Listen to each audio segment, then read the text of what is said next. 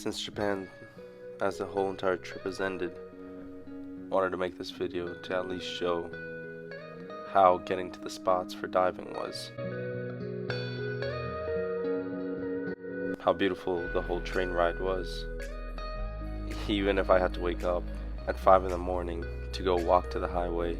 From the highway I would take a bus to the city. From that city station I would actually take a train to another train station where my friend Seiji would pick me up. Hey Seiji, how are you? We'd have about an hour and a half more driving.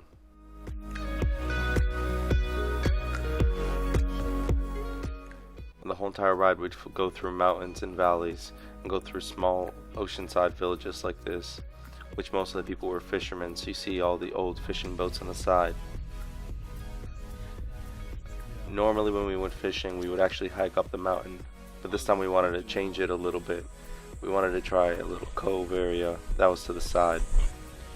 Usually we'd hike up the mountain and go through a whole entire maybe 30-45 minute hike up and down. The problem with this time was that the typhoon was coming, so the area that we would go through if we hiked would actually be too rough to dive. Rather than trying to risk it, we ended up going to a safer area in the bay. And we just left our stuff up there, knowing that no one would touch it. Getting to spearfishing Japan was really different for me. It was my first time since I was 12 years old using a Polespear again. My first time seeing most of these fish species. Unfortunately in this dive you won't see me shoot any fish or Seiji, although he did get fish. The float I would end up using was actually made from garbage I would find on the shoreline. I would find all these old fishing buoys that were just tossed ashore. The rest of my gear, like my fins, my mask, and my Polespear, I ended up getting in Osaka in a store called the Navy Store. I met some incredible people in that store, and even got to meet the owner, Ted, who has shot many fish around the world. The water was a little chilly, but all I had was a rash guard on top. So I'm glad we ended up doing this spot for the last dive, because usually when we went to the lighthouse, I'd be shivering when I got down to about 40-50 feet, and when I'm shivering I really can't stay down long. Even if there's no fish being shot in this video, I hope you guys get to enjoy it a little bit. Seeing how Japan was overall for spearfishing and how kind someone like Seiji was to take me with him.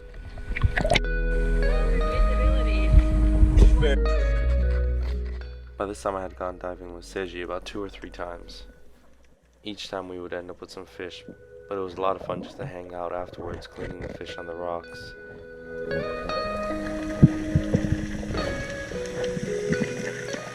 The problem was that I didn't have my GoPro housing.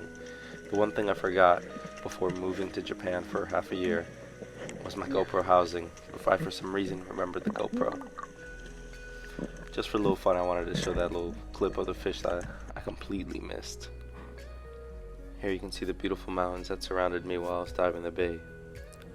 This goes to show that spearfishing and freediving, or these trips that we do, isn't simply just about getting fish. While we're out there we enjoy everything around us. So these beautiful views, getting to see all these cool animals under the water, all of it adds up into a whole fun trip. At the end of this video there's going to be a couple vertical shots. Those vertical videos were actually taken throughout various days, but the first couple of ones are going to be at the end of this trip, where Seiji and I are grilling the fish that we caught right there on the beach, relaxing and just watching the sunset. After that I'm going to have a couple going back further to when I used to hike up the mountain. Hiking up and down the mountain with about 30 pounds of fish was not easy. I could just imagine if we had shot some larger fish how difficult it would have been.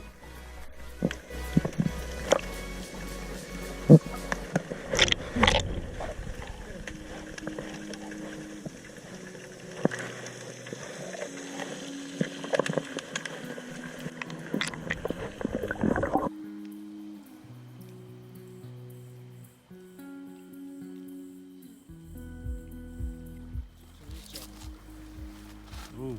Is it ongoing? I think a little more, yeah? It's perfect. Yeah? And if we flip it. This was one of the best meals I had. Simple. Fish like that, Oh, yeah, some lime squeezed over it, and some nice views. Here's the cooler I was talking about with a lot of fish. We would actually have to switch back and forth. Most of my view up and down the mountain hiking. Thanks for watching. Don't forget to like and subscribe, and stay tuned for more content.